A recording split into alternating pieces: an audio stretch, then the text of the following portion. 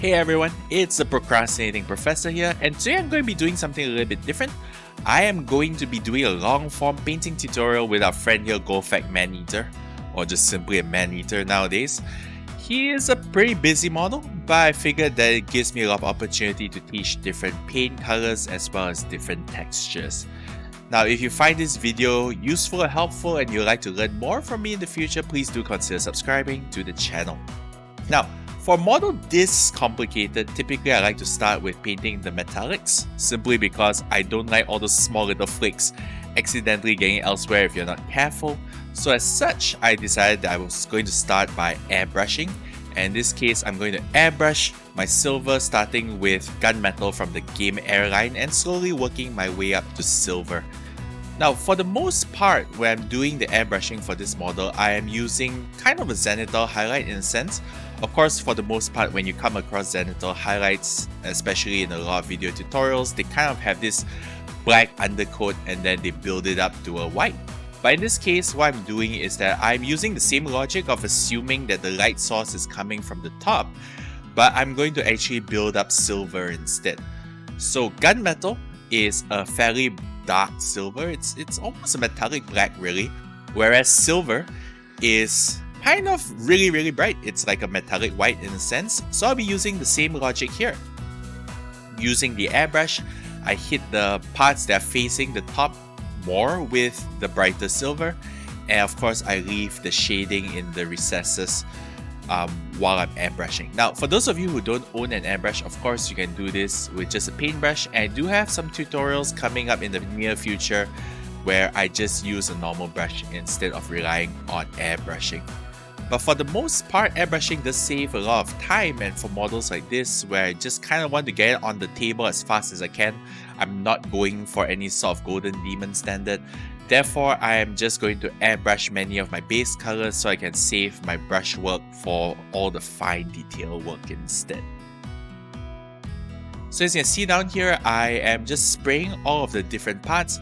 I've of course separated the model into several different sub-assemblies. Now, I don't typically enjoy doing a lot of sub-assemblies, but in models like this where I'm airbrushing a lot of different things, I kind of want it. And you can kind of see that there is a little bit of a difference in the coloration, the darker parts and the lighter parts is what I was going for. So now we're going to work on the skin, starting with wine red.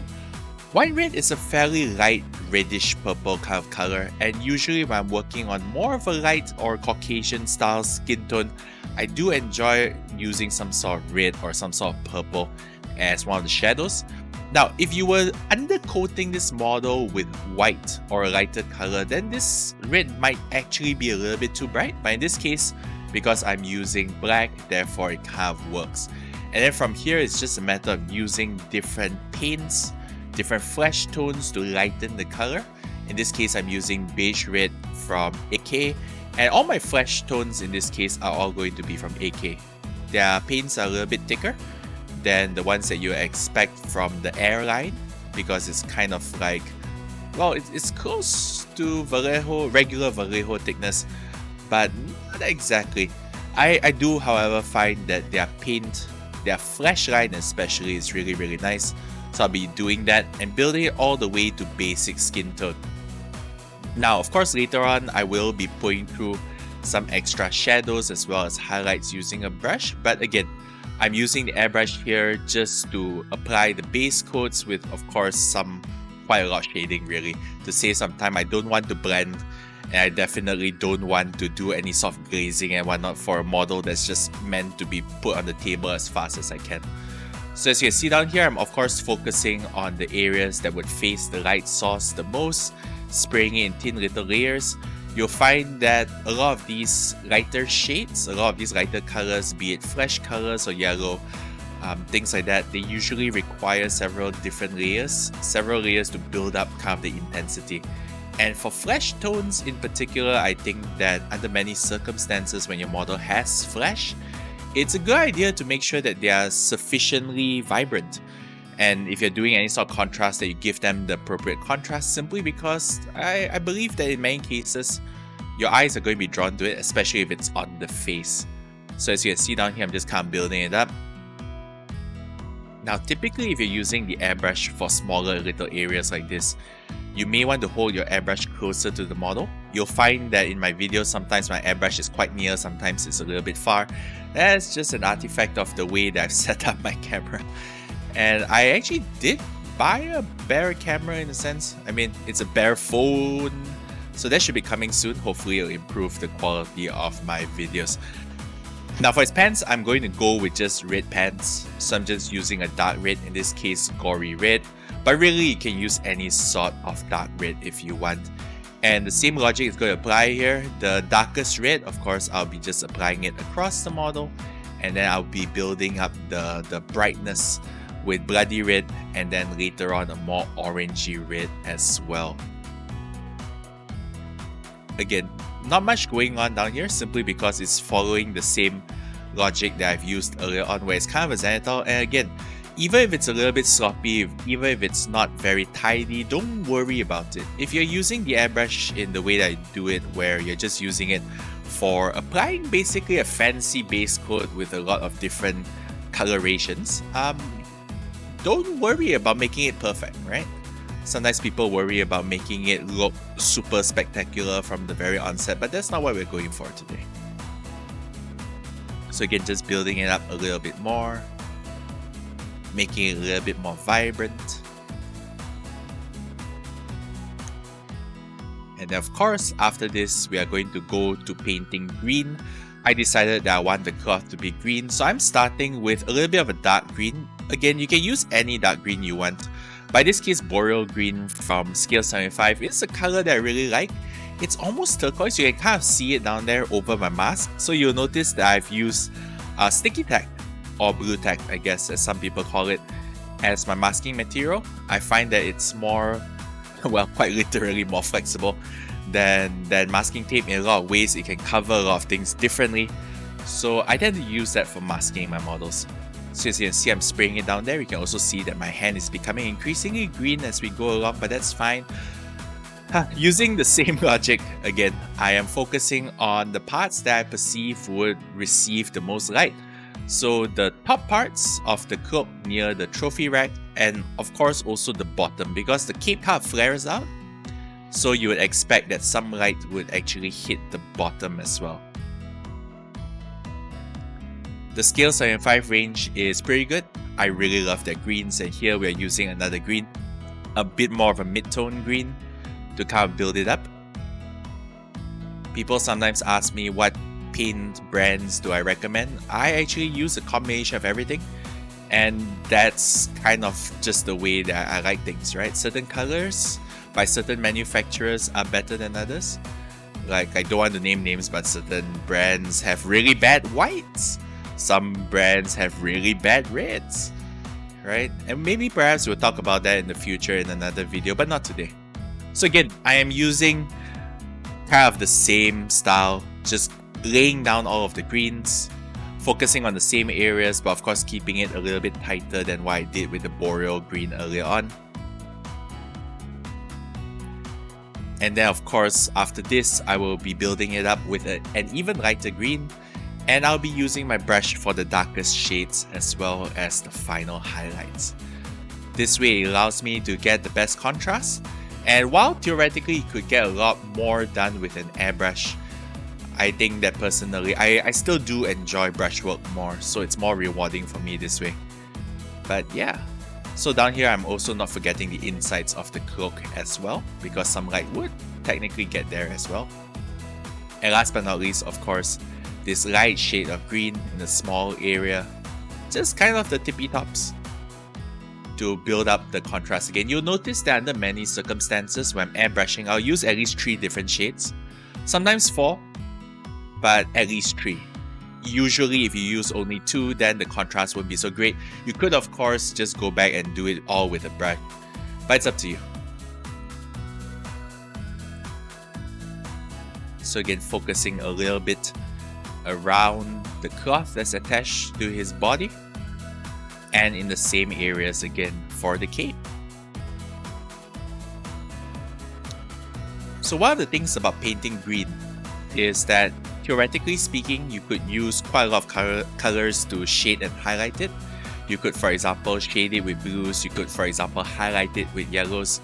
If you wanted to make this model more vibrant and more colorful, you could actually do that now with the airbrush. For example, adding some yellow into your highlights for another shade of airbrush is an option, right? But I just didn't do it here.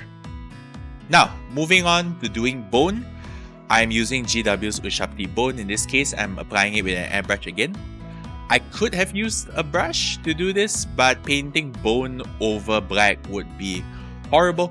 It will be a painful experience, so I'm just kind of doing it with an airbrush here. Now, you will notice that even though I haven't changed the paint in my airbrush, it's still Ushapti bone.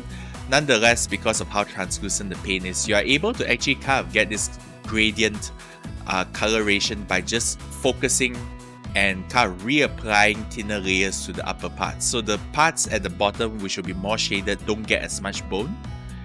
And the parts that you want it to be bright, you can actually layer more and more Ushapti bone on it until you build it up to almost practically pure Ushapti bone. It's quite convenient, and it's certainly a very easy way of getting your bone to have pretty decent contrast early on. Of course, some people would prefer to use a lot of browns and whatnot in their shades, and that's totally fine. In fact, we'll be kind of doing that later on, as you'll see with the brush. But this is again just me using the airbrush to kind of jump a few steps ahead and get it all done.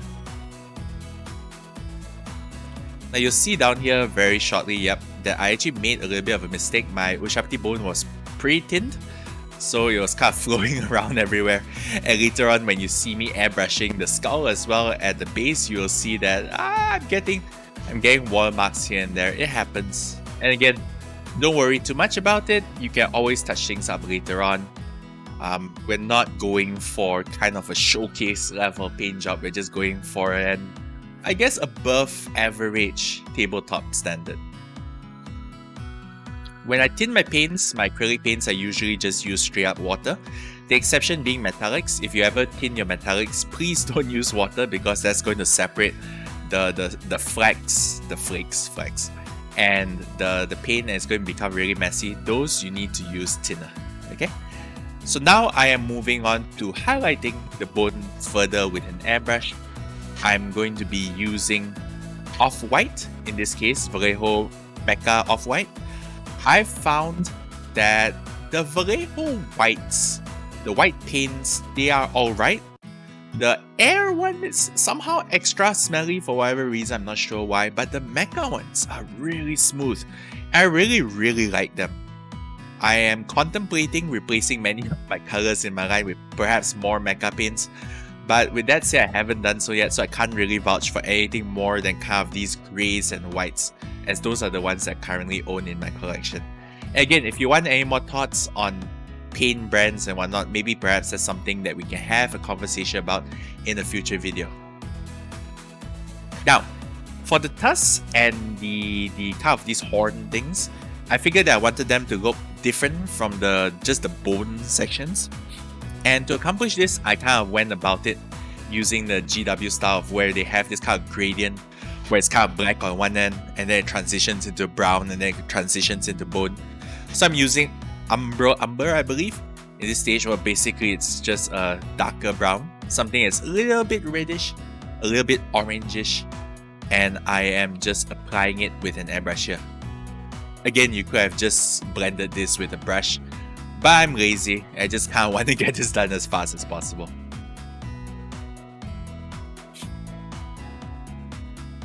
So I'm focusing on the tops,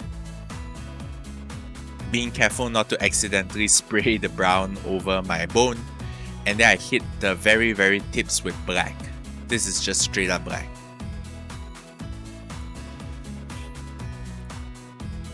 So again, just being a little bit careful, making sure that I don't accidentally get the black over my bone, and just kind of spraying it on.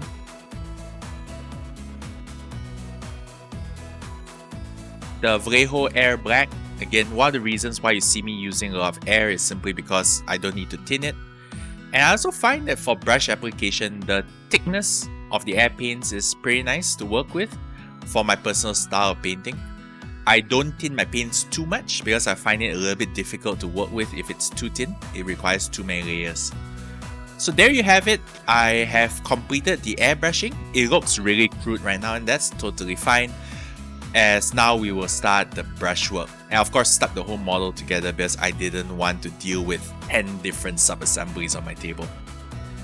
Now for the wood, I actually forgot to include a step down here, but before I started doing this sandalwood highlight, I actually used Scale 75 walnut, which is kind of that brownish color as the base. Again, down here for wood, you could have used any paint color. In this case, it just happens that I was like, I have these Scale 75 wood and leather paints in my drawer right next to me. And my other brown paints are in a big plastic box on the other side of the room. So I was like, I'm just going to use it this way. And I think that the lighter shades in this case do look pretty nice. Now, sandalwood is a beautiful color. It's almost... I almost dare to call it slightly pink. That's pretty nice. It's not a color that I find very easy to replace in some of the other lines. And I find that Scale 75 paints in general, they have some interesting shades like the boreal green just now. And later on, you'll see another color that I use for wood, which is called Iroko. It's almost like bone if they added more yellow to it. And I really like the color. So Scale 75 has some interesting colors. And down here you can see with the brush, I am just simply applying the rough texture. When I'm dealing with wood, I don't bother trying to make perfect straight lines or unbroken lines. I kind of just leave it a little bit raggedy like what I'm doing right now, simply because the wood is not necessarily going to be smooth. The surface is not necessarily smooth, and of course the grains themselves are not necessarily going to be perfectly smooth. So you can see down here, I'm just kind of applying a little bit more of the paint on the edges. Some of these wood colors from Scale 75 are also slightly translucent, which is quite useful, but it does mean that sometimes every once in a while you need to apply maybe 2 layers to get it to have a solid color. Now, I'm using black leather for the shadows. If you wanted to push this even further, you could always add a little bit more black. I didn't do it in this case simply because that would have added one extra step. And whenever you're painting wood, it's very easy to justify adding even more colors in, right? Because wood, for example, might have moss. So you can very easily justify adding some, for example, mossy light green colorations to it. If you want, you can also easily justify adding some reds to it. It's up to you. But again, in this case, I don't want to overcomplicate things, so I'm just going to keep it a fairly straightforward brown color. So as you can see, I'm just kind of painting in some extra shadows. If I didn't do this step at all, then the wood will look a little bit flat. I didn't want that. There you go, Iroko. It's quite close to a Dunkelgelb, the kind of colors that you would use if you were painting World War II German vehicles for late war. But yeah, it's a beautiful color, and in this case, I'm just kind of using it to apply textures. Now, typically for this kind of step, I would actually paint a little bit faster normally. But because of the way that I set up my camera, it was really difficult. Like basically, I had to hold my hands out and squint and do it. I don't know how many people do it. I assume that they have dedicated really high quality cameras for this, but I'm not there yet. So yeah, this was a little bit difficult. As you can see down here, I kind of made a mistake.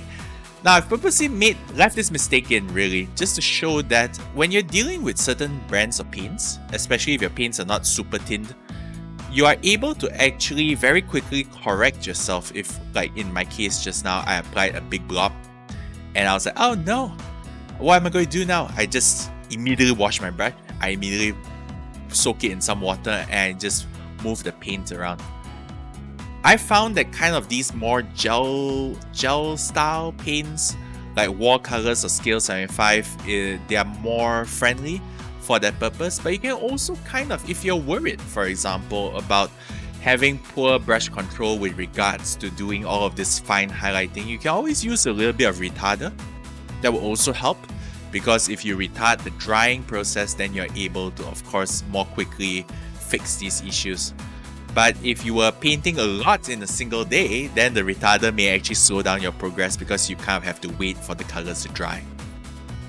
Now, last but not least, I'm putting some birch, and again, you'll see down here that I'm kind of applying it in dots and in unsteady broken lines, intentionally so, simply because I wanted to demonstrate that wood has its own texture, right? It's not perfectly smooth. It's not, for example, a piece of silk cloth or a brand new piece of machined metal sheeting, right? It has a little bit of lumps and bumps and whatnot, so there's that. And now there again, I made a minor mistake and I'm just correcting it with water. Happens to everyone. Everyone makes mistakes when dealing with shading and highlighting, so don't worry about it if you do accidentally do it. So some dots, some lines. You're also able to, you don't necessarily need to use the brands that I'm using here. Under many circumstances, I actually own the colors from a lot of different brands, but as I mentioned just now, I sometimes just grab whatever I have that's right next to me. And also, in a lot of cases, like for example in this case, my Gaul-inspired ogres don't truly have a color scheme. The main thing that I'm focusing on keeping consistent would be their skin. Because if you all know ogres or ogors from Warhammer, much of their scheme is really their skin, right? And since they are Gaul inspired, I actually am going to just paint their clothes in whatever color that I want and then add stripes to it. Okay, so again, you can kind of see me just dotting it around here and there. Small little strokes. Nothing very much.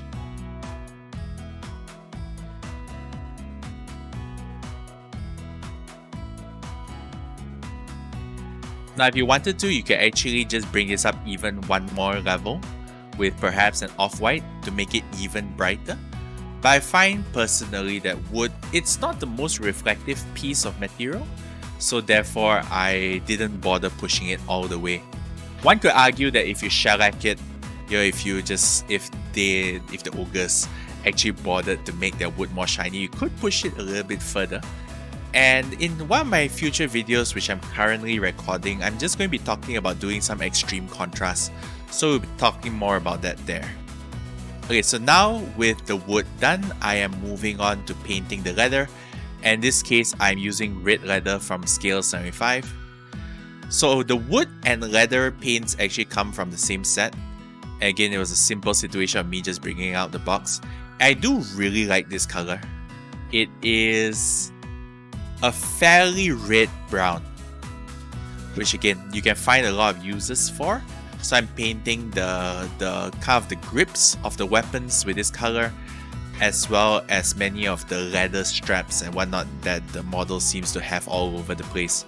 His helmet, his belt, and also the kind of the cloths that are hanging, well, the ropes or leather straps that are hanging all the skulls and whatnot. I just applied this paint, this color all over it. So there you go, with all of it painted on. And I'm using black leather again for the shade. Now, if you wanted to be really fast with this, you could actually just, for example, use the GW Drakenhof Nightshade, I believe it's called. It's the dark blue wash. Blue washes work very, very well for leather as well. And for some people, they prefer having a more blue shadow in their leather colors, and that's fine. That's definitely an option. But in this case, I'm just painting on the recesses, trying my best to avoid painting over the parts where the red leather is at.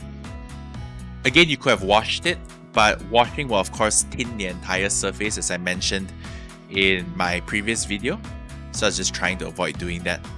And again, for me personally, even though this is very slightly time consuming, I do enjoy the brushwork. It's something that I take pleasure in.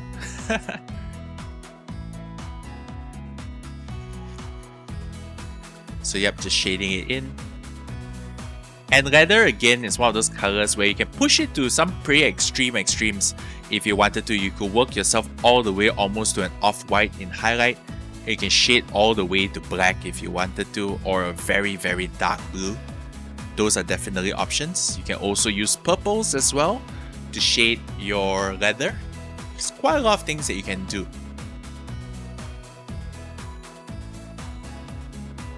So just applying it to all the recesses.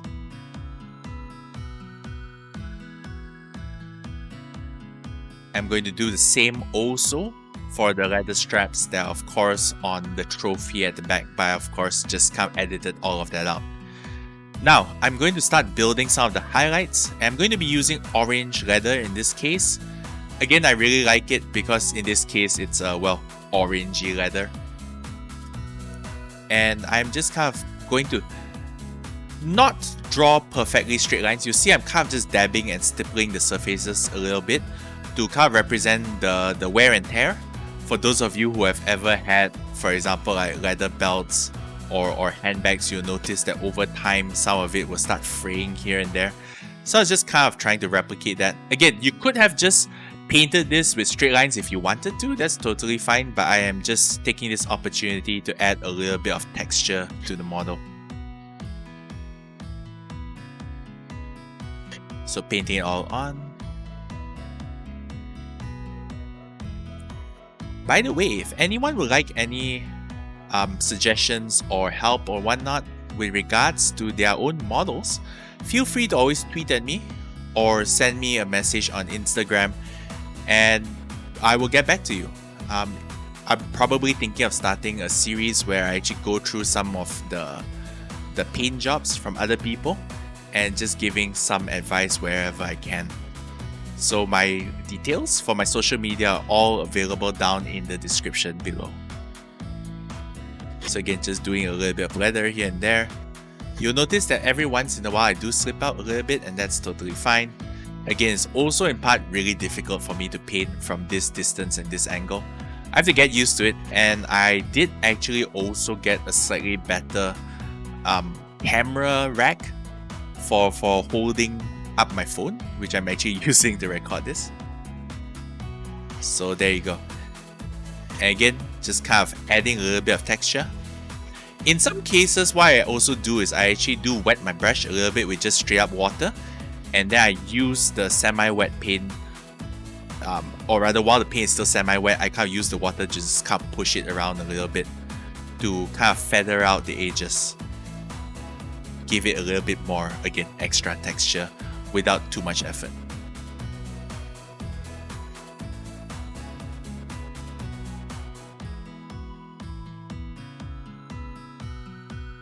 So it's a lot of leather to get through.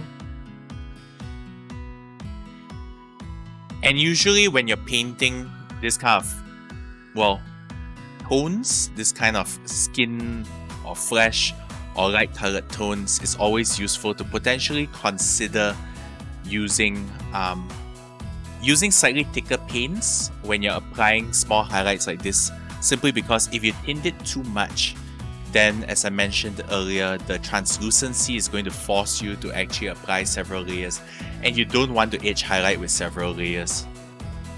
There's such a thing as over tinting your paints, and I think that's something that a lot of people, especially when they're new, they start out, people sometimes make that mistake because they're told, please tint your paints, and then they go a little bit too far. For me personally, I like my paints to be like a really thick cream consistency.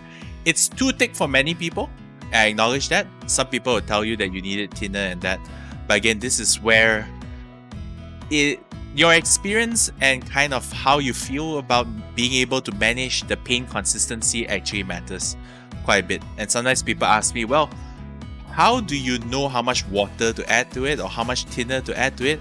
I just tell them that you kind of need to get your paint to a certain consistency that you know you can work with, and different brands, even different colors within the same brand, will require different amounts of thinner or water to get to that consistency.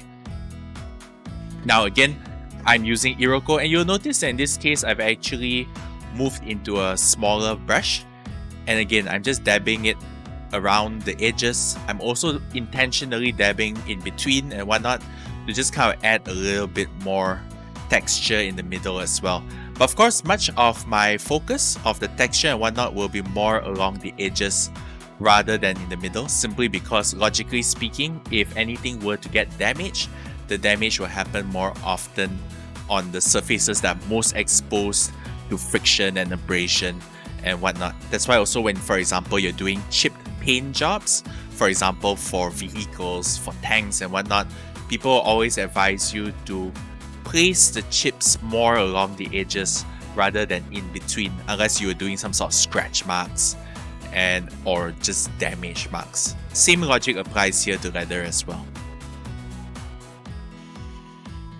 So small little dots. And I also do focus my dots in the areas that I expect to have more light, so you'll notice that I only actually apply it to the upper edges in many circumstances. I do not apply the brighter shades to the bottom parts of the material.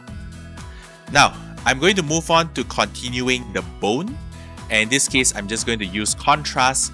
I'm just going to drown all the tusks and all the bones in this contrast.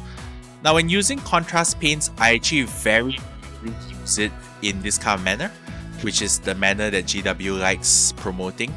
I actually think that contrast paints are better off used for glazing and whatnot. But in this case, I am kind of using them as prescribed simply because that's really what I want. I want them to be bone, right?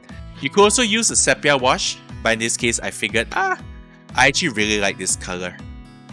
Skeleton Horde in particular, this specific contrast paint, however, one of the dangers about it is that if you apply it on too thick, it ends up basically being brown.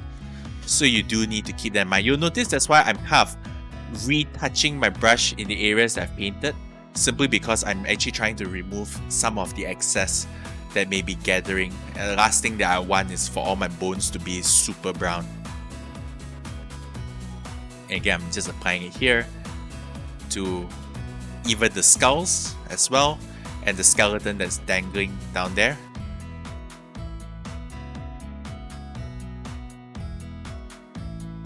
Contrast paints are great if you use them, as I mentioned, as glazes. If you don't want to use contrast paints, then of course you can always make your own. You can always apply sufficient thinner to any paint, it kind of works. The other thing about contrast paints is that very often people think that, to thin contrast paints, you need to get the contrast medium. But in actuality, you don't really need it. I found that, for example, in my case, when I want to thin contrast paints, I sometimes just use a satin varnish, and then that works very well for thinning it down. In fact, I haven't really had any issues with that ever for any of the contrast paints that I've used. But I would imagine that somewhere out there is one color where it works really, really well with contrast thinner, but it doesn't for everything else. So if any of you know that color, please do let me know. But yeah, for the most part, I would say you can definitely thin contrast paints with, for example, some sort of satin varnish. You'll be totally fine.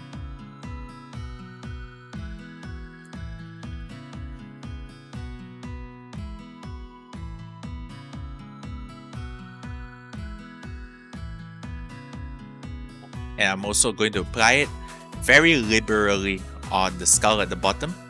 I unfortunately made the mistake of actually putting too much grass around my skull in the final model. You see it later on, so much so that you kind of have to lift up the model or look at the model from the top to actually see the skull. Kind of, I don't want to say it kind of wasted my time painting the skull, but that's something that I should have thought about before doing it. We'll talk about basing some other day, but yeah. Just make sure that if you have some nice fancy details on the base, that you don't accidentally cover it with bushels of flock and whatnot, like what I did. Don't do what I did.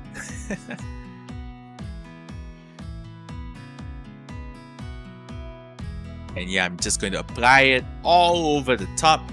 I was pretty paranoid about this stage simply because I was afraid of pooling. And the kind of jawbone thing on top, there's a lot of surface area. So I was particularly concerned about there being too much shading going on. But again, if there are any mistakes right now, if for example, if there's some pooling and whatnot, I can always cover it up later when I'm doing the highlights, which we'll be doing very shortly after this. you'll actually see that I accidentally had a dab of contrast paint on my silver. That happened, but it's fine, I can fix it. Now I'm moving into using my bone to kind of add more highlights, and again, in this case, I'm using a very fine brush to kind of apply these small little streaks. They are intentionally not very straight and they're intentionally not very perfect to just kind of represent the fact that your keratin and your tusks and your bones, even your nails, they're not perfectly flat surfaces, right? They kind of have a little bit of texture to them, so that's kind of what I was applying down here. So I'll work from the base, basically the part that has the lightest coloration, and I paint it up to just about roughly where the brown is. I don't go all the way to the black area. As you see down there, I went a little bit too far and I immediately just removed it with the dab of my finger. So applying more bone.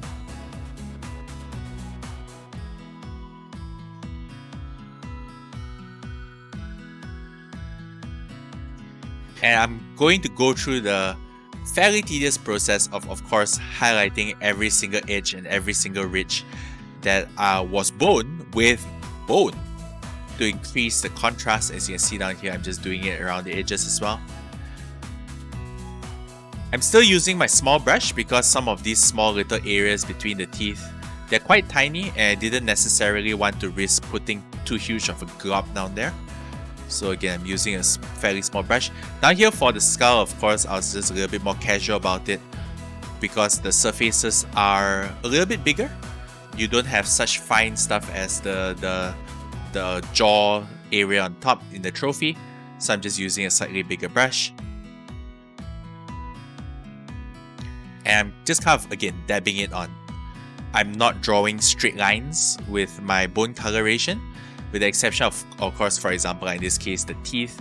Then I'm making it a little bit straighter, simply because, well, I just wanted the teeth to stand out well.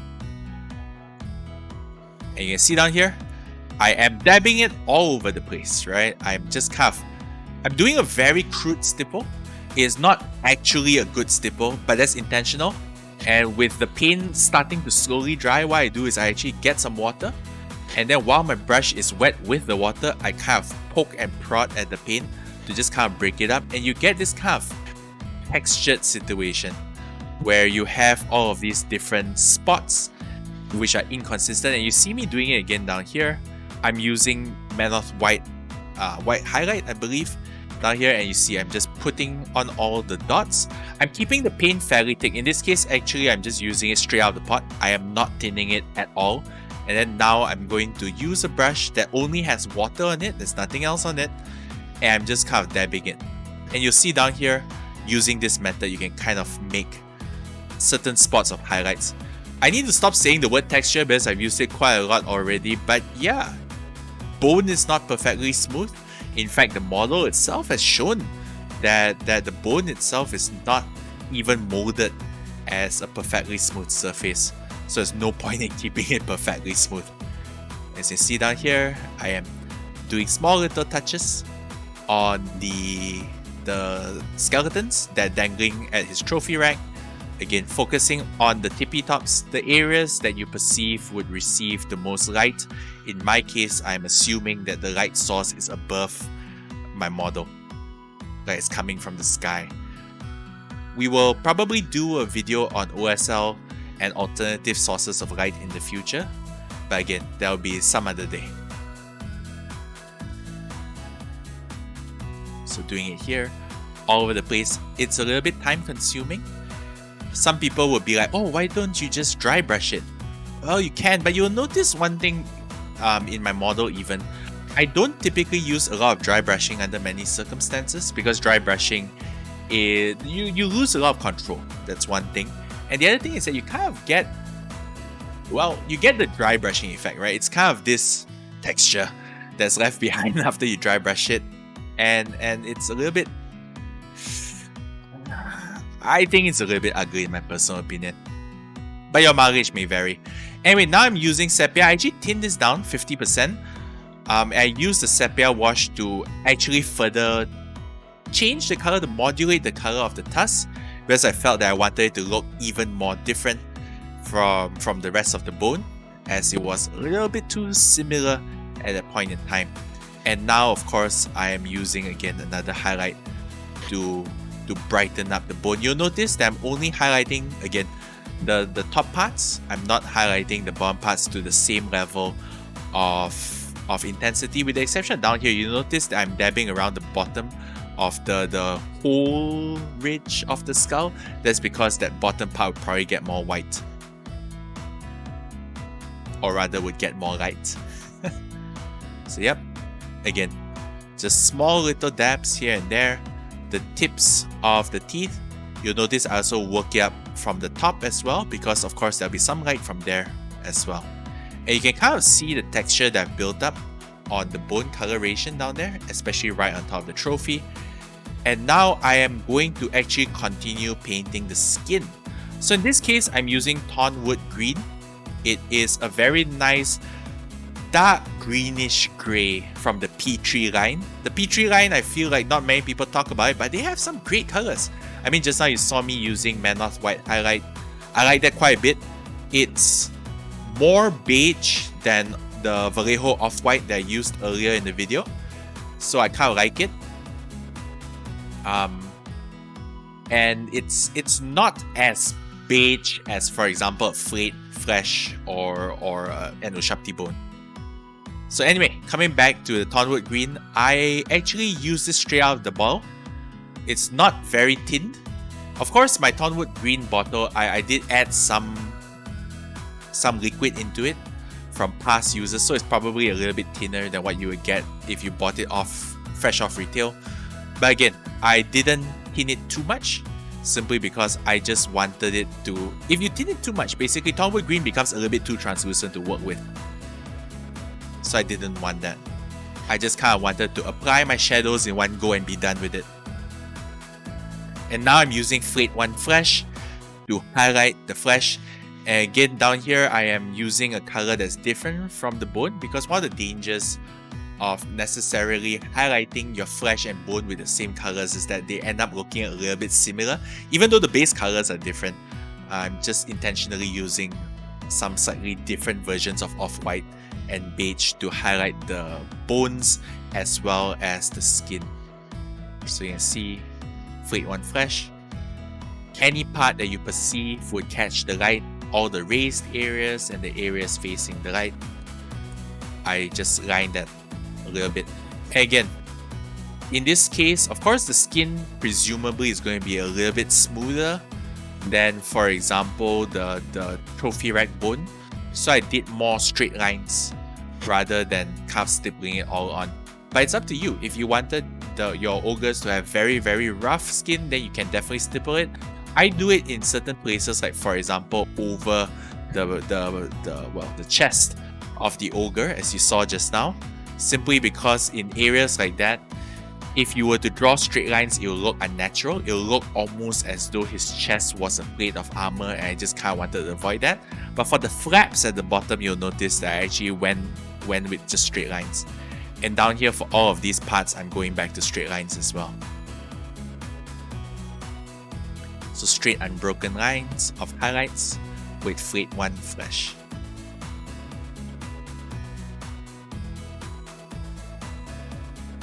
Of course, don't forget the back parts as well. Not many people look at your models from the back, but still, I always like to make sure that my models look good from all directions.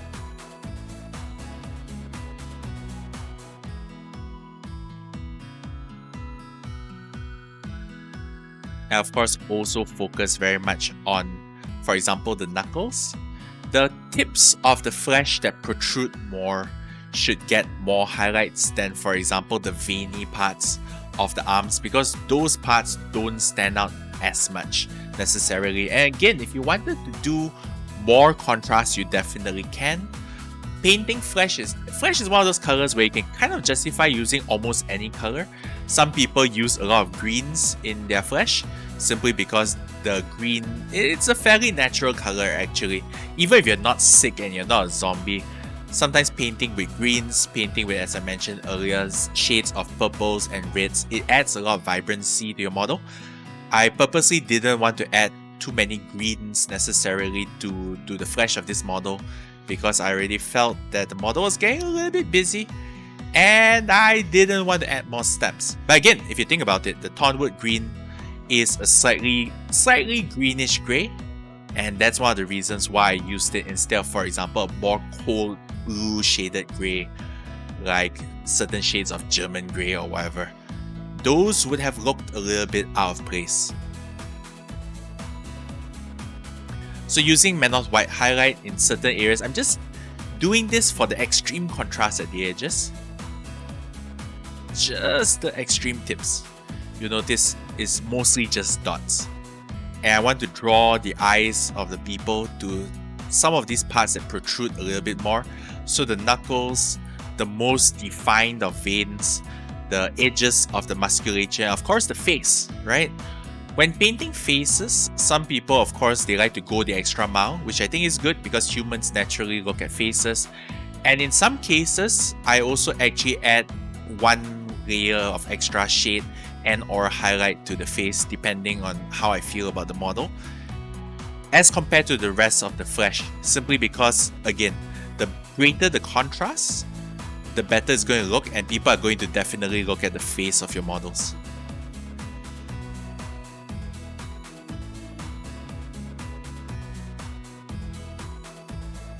So there you go. A little bit of Maneater white highlight goes a long way. Try not to use straight up white. That would be a little bit extreme. But again, it's your model. If you like the extremely white highlights, then by all means go ahead. And down here, I'm just using Agrex's Earthshade to add some definition to the teeth and the mouth. You could also add purples and reds to the mouth if you wanted to, but I didn't do it in this case. Now, we are going into painting the brass. I am using Vallejo Air Brassy Brass. Again, in this case, I like this paint because it's very thin. It's very easy to apply with a brush. And I just apply it there, and I am using light turquoise. Now, for this light turquoise, I'm actually doing the verdigris. And I thin it down with about a roughly 50-50 mix of water and light turquoise. And you'll see down here that after I apply the paint, it's still pretty opaque. So I would wash my brush, and using the water again, I'll just kind of push the paint around to kind of thin it out a little bit more. Now, of course, you can definitely use Nilak Oxide or any of these technical paints. It's up to you. If you have it, fantastic. By all means, go ahead. But I personally think that turquoise is a more practical paint to own, simply because you can use turquoise for other things other than applying verdigris. And unless you have an entire army where there's a lot of verdigris and a lot of bronze, I don't know if you're going to necessarily finish using your technical paint. So yeah, I do have a bottle of Nilak Oxide somewhere in my house, but I'm just using light turquoise in this stage. And you'll notice that I'm applying it right now before I actually apply the shading wash, simply because in its native form, it's very bright. Right now, some of you will be thinking, oh no, that's too blue, right? That doesn't look right, but it's fine, because later on we are going to be mellowing all of this out. And again, I'm just applying it here.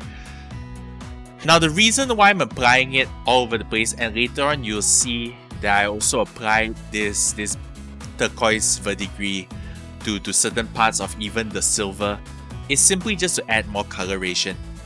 I don't believe that any sort of silver metal oxidizes into a bronze, into a turquoise color, but I just wanted to add a little bit more color to the model and to the paint. It's a little bit inspired by the original paint job. Now, I'm going to start washing my metals, and you'll notice that instead of just drowning in Agrex's Earthshade, what I'm doing right now is I'm actually applying a purple shade first to the darkest part. You'll notice that I'm only applying the purple to the parts where I want the metal to be the darkest. And I'm not bothering with any sort of feathering or blending or whatnot. I'm just straight up applying it. So yeah, the purple shade later on, when we do drown it in Agrex's Earthshade, it's going to add an extra level of darkness to the metal, which you will not have if you just simply used Agrax Earthshade. So you see, wherever your airbrush left the darkest metal, I just apply the purple there.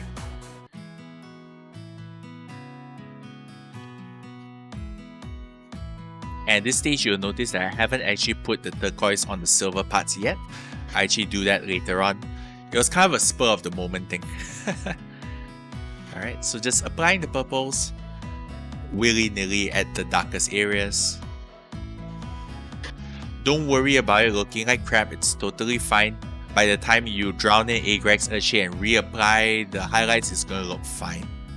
Now, for the intermediary between the purple and the rest of the silver, I am using Drakenhof Nightshade. So this is going to be a blue. And I'm applying it basically at the interface between the parts that are purple and the parts that are not shaded at all. It's kind of an intermediate color, as I mentioned. So sorry the camera is out of focus, but you kind of get the picture, hopefully.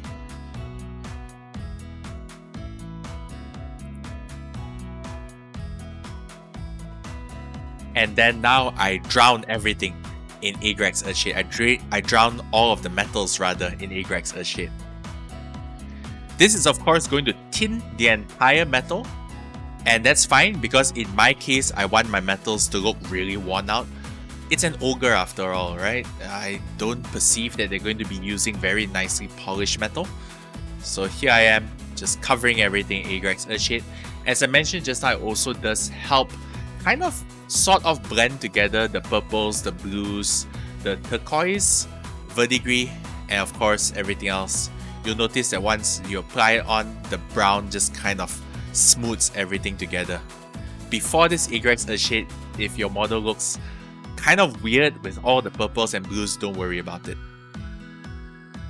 Now I did contemplate actually using another color for the shading. I was thinking of using a Tonian camo shade, but I decided that that would perhaps be a little bit too much green for my model, so I figured I better not do that. Now while I was waiting for the Agrax to properly dry and whatnot, I started just painting the furs using stone grey. So this is kind of, it's very close to white. It's like a really bright form of the Space Wolf grey, and I like it quite a bit. So I applied that, and then again I use contrast. In this case I'm using contrast Space Wolf grey. I could have used any other paint with this coloration, but Space Wolf contrast was in my drawer next to me. I bought it for another project. I haven't used it for the other project, so I figured I might as well start using it since I already purchased it. And last but not least, I did some highlights with off-white. Many people will tell you that when you're painting fur, you can just dry brush it. I will agree for large surface area models, but in this case, there's so little fur, I think you might as well just take a little bit of trouble to paint the tips to give it a little bit better contrast. Now, using a combination of these blues, basically what I'm doing down here is I am going to be painting the black. I'm essentially doing a cold black. So the highlights will be a little bit more in the turquoise and blue shade rather than using, for example, just a normal grey or a slightly browner grey. Some people call those warm blacks, I believe. It's fine. Basically, long story short, I just want to use blues to highlight my blacks. Blues and turquoises. So all of these are also scale 75. Again, you can definitely do this with, for example, Incubi Darkness and the colors that are related to it from GW. The brand of the paint doesn't truly matter. In a lot of cases, it's just simply knowing what kind of coloration you're going for and using whatever paint you have at your disposal to achieve that outcome. So again, for the brighter blues or the turquoises or whatever you want to call this coloration, I only apply it at the parts where I perceive the light is going to hit it the most. I don't just keep drawing straight lines down the black because that would it would be kind of pointless. It's just going to make all your highlights look like they are the same intensity, which is not what you want. You want certain parts to be brighter than others. And yeah, Miskatonic Gray. Miskatonic Gray, I'm using it for the tippy tips. It's a very nice color. I think GW also has a very similar color as well. The name eludes me at this point in time. But it's an off-white, but it's a purple off-white. I really like it for this sort of purpose. And now I'm using Manoth White base. Again, P3 paints, a lot of people are sleeping on them, but they are great. Their beiges are very smooth. The Manoth White base, Manoth White highlight, very, very smooth. And in this case, I am actually using it to apply. What was I applying? Oh yeah, right. I was painting the scroll. Kind of forgot what I was using it for. So yeah, there's a small little scroll at his leg. You can barely see it. But yeah, I painted it with Manoth White base. Required a couple of layers to get a consistent coloration. And then now I'm using Crick's Bane base to add the shadows. This is kind of like a lighter version of Thornwood Green. And it applies this kind of nice grey but not too grey shade, especially for whites and beiges. It's a very slightly green grey, which I quite like for all of these organic colored things. So yep, there's the shade. And then again, good old Manoth White highlight for the highlights.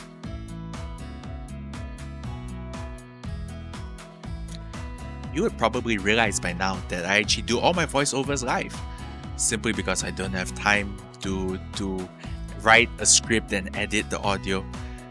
It's quite time consuming to record the videos as is. So yeah. So there you go with the highlights. And now I am using P3 turquoise ink. The P3 ink line is kind of a strange line. It's very, very thin. It's much thinner than your GW shades or your GW washes. It's more similar to the old Citadel washes from way back when, like from the 90s, perhaps even the 80s, but I started in the 90s, so yeah. And it's very nice. As you can tell from the coloration, it's a beautiful turquoise. I like this a lot. I don't find very many uses for it, honestly. And because it's so thin and it's so watery, sometimes it's a little bit difficult to use it. But in this case, I am applying it over the mask looking thing at the back. And while that is drying, because it does take a little bit of time, I'm going through down here and re-highlighting a bit of the verdigris. So you'll notice that in this case, I've actually combined the colors to make it a little bit brighter, a little bit lighter. And I am just simply adding back a little bit more turquoise to the parts where sometimes the Agrax washes it a little bit too hard and you kind of lose the blue almost entirely in certain areas. So I'm adding it back and I'm being careful to not fully cover the original turquoise so that some of it shines through. And now I am adding the shades to the cape. In this case, I am using a very dark green. And you'll notice what I did down there just now was I applied the very dark green. I did not thin it from the bottle. And then I immediately applied water. So you can see down here, again, I'm applying the paint thick. It's very, very thick. And then I will use my brush with water to just kind of move it along. It applies a very simple blend without actually having to layer anything. But you have to work fast because if not, the paint's going to dry. So again, you see what I'm doing down there. Again, applying water, just water on my brush right now. I am working the thick paint. And again, you can't really do this if your paint was too thin. There won't be enough pigment, there won't be enough body for you to pull it down like that. All you will get is probably like a broken streak of paint, and that's really ugly. So again, you can see down here again. Thick paint, it's really thick. And then I wash my brush, and this is just water. Just blending it straight up with water, no thinner. And applying some lighter greens down here to all of the edges. Any part that I perceive would catch the light.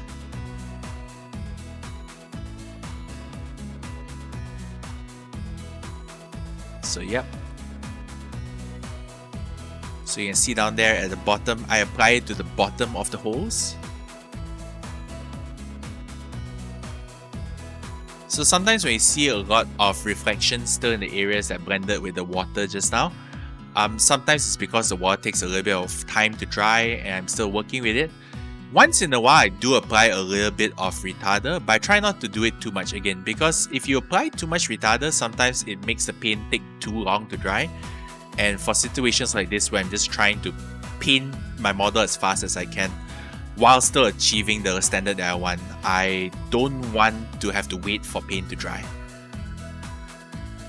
So yep, again, just applying it in certain areas, and you'll notice that for the purpose of a cape, simply because in this case I assume that his cape is relatively smooth, for the most part my streaks are pretty straight and they're pretty thin. I do not typically stipple or dabble down my surfaces, again because in this case I'm trying to show that it is smooth.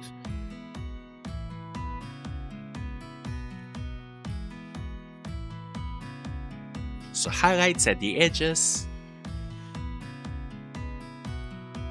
small little bottoms of the holes, just the bottoms. Notice where I'm highlighting it, small little dabs here and there. You could use a smaller brush. I just used the brush that I was already holding in my hand, and that's fine.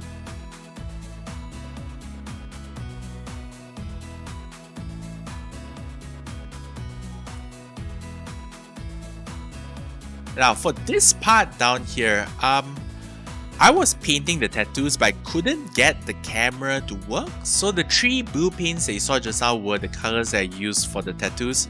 The camera couldn't focus, so unfortunately I had to do this off camera, but you kind of get the picture. The darkest color was used as the base, and then I used the brighter colors to kind of highlight, with the brightest blue being for the edges. And down here, I'm using a little bit of stone grey to paint on the stripes to the pants, because again, they're Gaul inspired, so I want my stripy pants. And I use Nuln Oil to essentially apply the shades to the recesses of the pants, because for whatever reason, these ogres, they have this kind of rough stitched together pattern. They kind of have these stitch mark sections on their pants, so I was just kind of adding a dark shade to it. Red shades very well with black. Red also shades very well with blue. In this case, I just decided to go with black because I felt it would give me the best contrast in this circumstance. So you can't really see where my brush is, but that's fine. Basically, it's just the stitching pattern on his pants. I'm just shading it with the Nuln Oil, and now I'm just using a bit more, I believe this was Manoth White Highlight, to actually just paint all of the stitches and whatnot, and also to highlight the stripe patterns on the pants as well. Now, using Scarlet Red, I am finally working on the final highlights for the red pants. Again, you can notice down here that I'm applying a little bit of a stippling pattern, simply because I figured that his pants, I didn't want it to be silky pants. I wanted there to be a little bit of texture on his pants. So I just kind of stipple it on a little bit. Again, this is not a full-on masterclass stippling technique. I just apply them very crudely, not too many stipples, and over only a very small area. Typically the area that you would normally see people just making single highlights. I stipple it only down there, and I left much of it just kind of smooth. This is to draw the eyes to the edges, and to make sure that the edges look like they have a little bit of different texture. And now I'm mixing in a little bit of Sunny Skin for some added coloration. Now some people, many people honestly struggle with highlighting reds. Sometimes if you go too far, you end up using orange. If you go too far in the other direction, you sometimes end up with pink.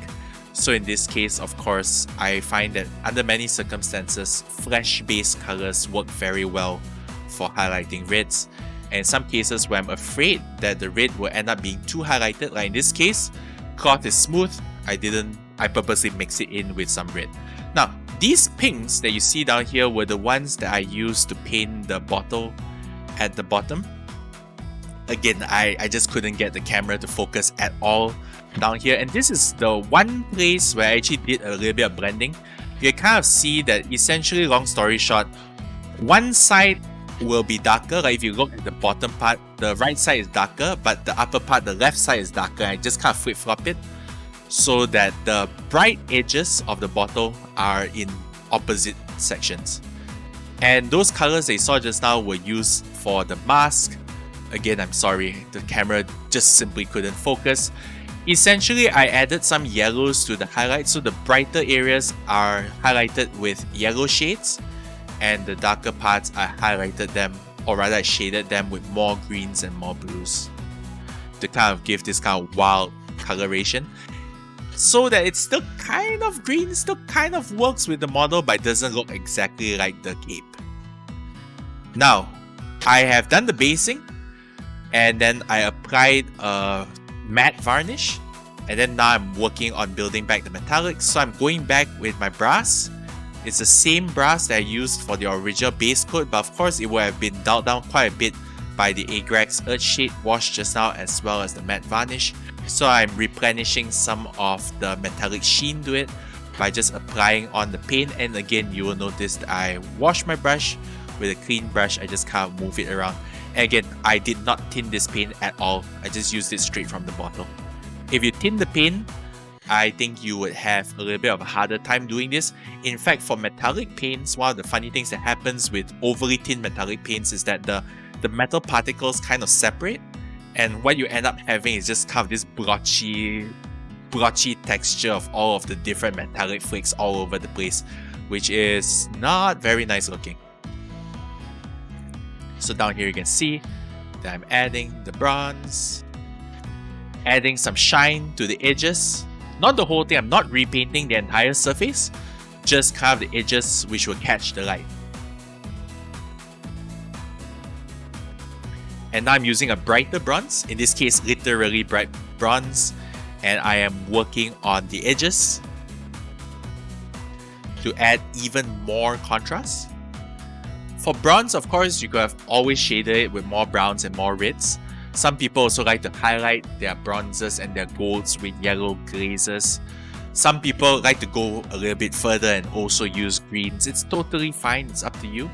But again, in this case, I didn't want to add too many steps, because as it stands, the model has a lot of steps because the model has a lot of different materials. So it was already a lot of effort being put into this. I didn't want to go any further. But again, if you're painting this for a display, then by all means, go ahead, add more colors. And as you can see down here, I'm building up the highlights. You'll notice just the edges. So many of the shades are still in their original Agrax washed shade. And yeah, just the tips of the crown.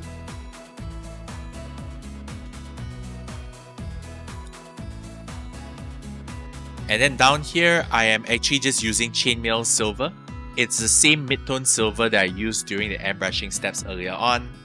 And I'm reapplying it to all of the different edges of the metallic parts. And you'll notice in this case, I'm intentionally using a slightly rougher application. I'm not drawing straight lines. I'm purposely kind of dabbing it here and there because I kind of wanted the metal to look a little bit worn around the edges. So it's intentional. So as you can see, I did it there. Now for the sword, I just applied it more straight. For now, you'll see later on that for the edges, the cutting edges, I apply all of these small little streaks because I can't imagine when they're cutting there will be some abrasion coming in that direction, right? And again, I'm using a similar technique just now where I'm applying just a bit of water. In this case, it's fine, simply because I don't have a lot of paint down there. And the very tips of the streaks they tend to be a little bit too intense. I kind of wanted to mellow that out. So as you can see down here, I'm just applying my metallic streaks. I really shouldn't say texture again, but yay, texture. Building it up. Streaks, streaks, streaks. Very easy to apply. I mean, you can tell that it's practically no effort. So yeah, just do it. And again, in this case, I'm using the paint straight out of the bottle. I do not want to tint it too much. And then in some cases where I feel that the streaks are too thick and a little bit ugly, I will just wash my brush while it's wet with water. I just kind of push it around a little bit to mellow out the edges. So more streaks. As you can see, they're a little bit chunky. Not very small and fine and dainty, but that's alright. Because then we can actually always correct it with, again, a clean brush with some water while the paint is wet, and again the paint has to be relatively thick for this kind of thing to work. So yep, as you can see, I'm mellowing it out a little bit. Just a tad bit, right? Alright, so there you go. And I'm of course going to highlight all the metallic areas in a similar manner.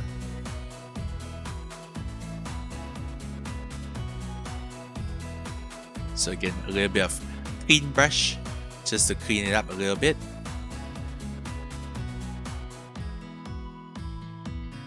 For those of you who have watched till this stage, thank you for watching. I really appreciate it. And there you go. More highlights.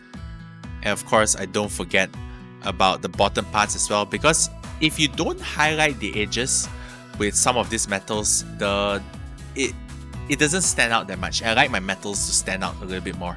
And last but not least, I am putting silver. So silver was the same color that we started the tutorial with. It was the brightest silver.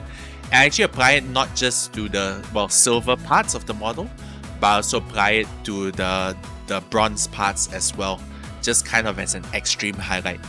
So again, I use this a little bit like a metallic white.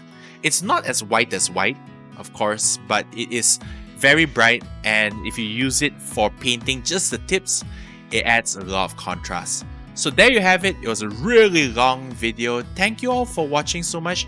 If this has helped you, and if you would like to see more videos, maybe not as long as this, but yeah, if you want to see more videos from me, please do subscribe, and also follow me on all my various social media links that are down below, and do consider supporting the channel via my Ko-fi membership. Thank you all for watching, and I wish all of you a great day ahead. Take care, everyone.